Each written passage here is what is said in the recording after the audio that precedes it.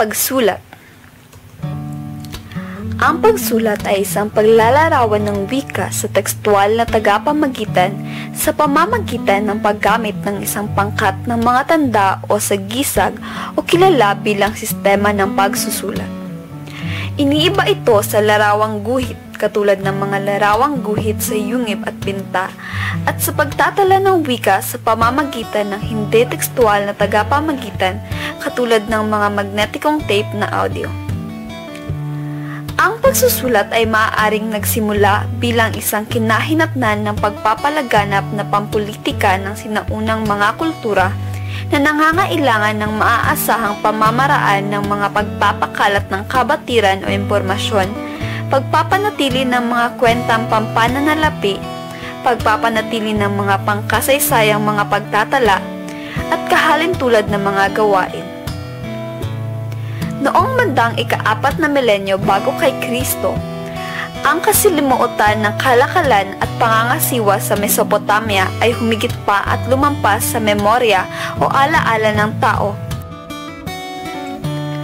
At ang pagsusulat ay naging isang mas maaasahan o masasalalayang paraan ng pagtatala o pagre-record at paghaharap ng mga transaksyon na nasa isang anyong permanente o pamalagyan.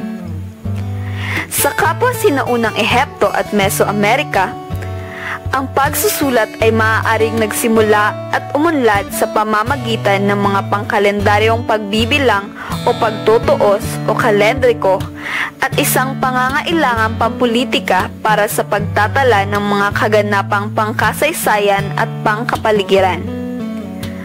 Ang pinakamatandang nalalamang paggamit ng pagsusulat sa China ay ang sa divinasyon o panghuhula sa loob ng royal na korte.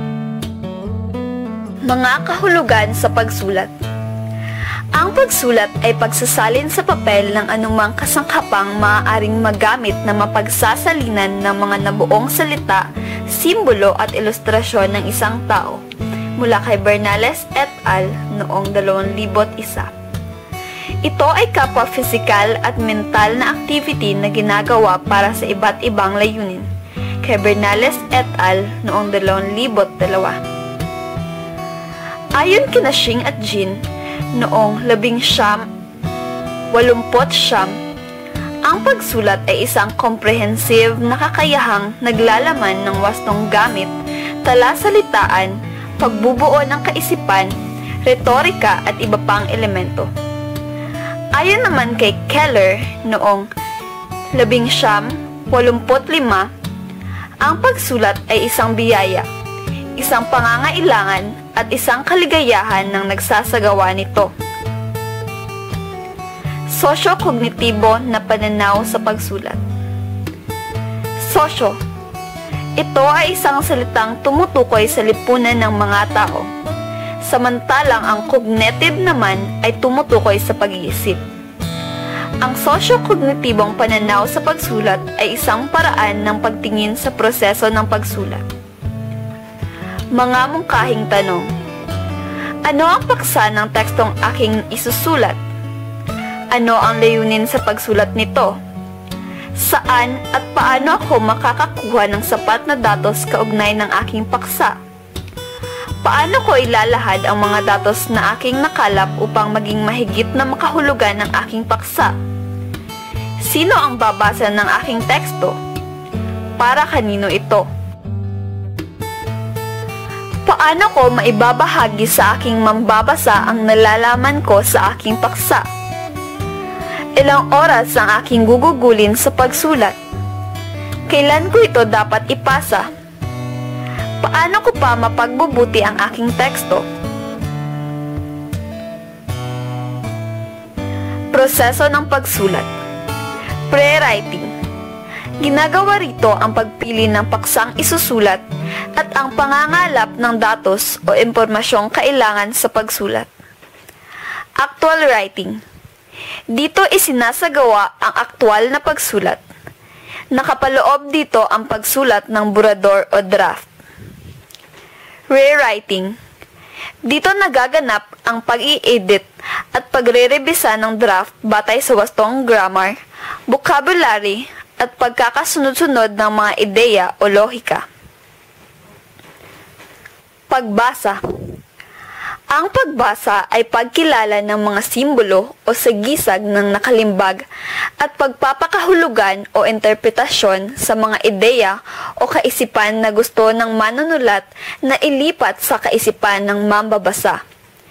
Ito ay nangangailangan ng kakayahang pangkaisipan dahil alam ang tunog o ponema ng naisulat na letra. Kahalagahan ng pagbasa. Una, nadadagdagan ang kaalaman. Pangalawa, napapayaman ang kaalaman at napapalawak ang talasalitaan.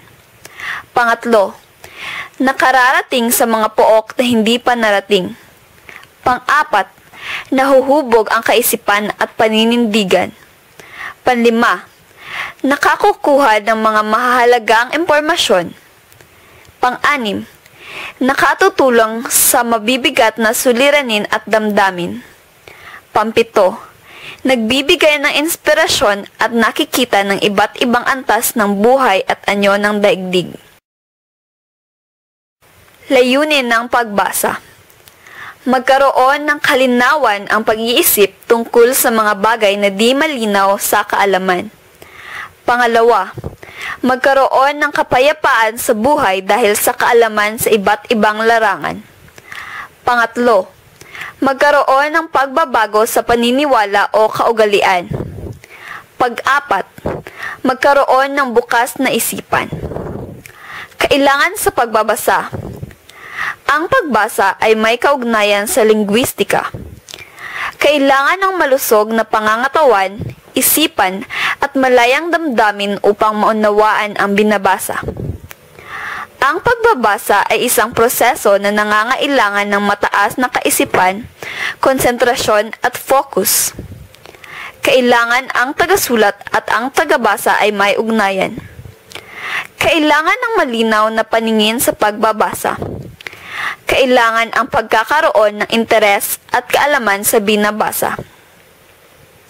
Paraan ng pagbasa. Tahimik at pasalita.